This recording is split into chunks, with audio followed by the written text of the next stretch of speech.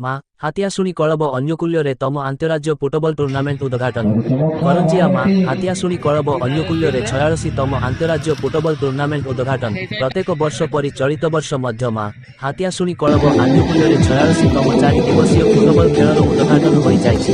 4 ଦିନ ଧରି ହେବାକୁ ଥିବା ଖେଳରେ 32 ଟିମ୍ ଭାଗ ନେଉଥିବା ବେଳେ ଆଜି ଉଦ୍ଘାଟନୀ ଉତ୍ସବରେ କଳବର ବରିଷ୍ଠ ଖେଳାଳି ନବ ମହାନ୍ତଙ୍କ ଦ୍ୱାରା ଉଦ୍ଘାଟନ ହୋଇଥିବା ବେଳେ ତାଙ୍କୁ ସହଯୋଗ କରିଥିଲେ କଳବର ଶିରପାଣି ମହାନ୍ତ, ଦୀପକ କୁମାର ମହାନ୍ତ, ଦେବଦର୍ଶୀ ମହାନ୍ତ, ଲିପୁରାଜ ମହାନ୍ତ, ଆଶିଷ ମହାନ୍ତ, କୁଶଧର ମହାନ୍ତ, କିଶୋର ମହାନ୍ତ, ତୁଷାରକାନ୍ତି ମହାନ୍ତ ଏବଂ ବହୁ ସଦସ୍ୟ ଉପସ୍ଥିତିରେ 86ତମ ଫୁଟବଲ ଟୁର୍ଣ୍ଣାମେଣ୍ଟ ଉଦ୍ଘାଟନ ହୋଇଥିଲା। ଉଦ୍ଘାଟନୀ ମ୍ୟାଚ୍ ଟାଇଗର 11 ସାନବଡ଼ପୋଷି ସହିତ ଡିଆଯୋଡ଼ି ଫୁଟବଲ ଟିମଙ୍କ ମଧ୍ୟରେ ଅନୁଷ୍ଠିତ ହୋଇଥିଲା। ଏଥିରେ ଟାଇଗର 11 2 ଗୋଲରେ ବିଜୟ ହୋଇଥିଲେ।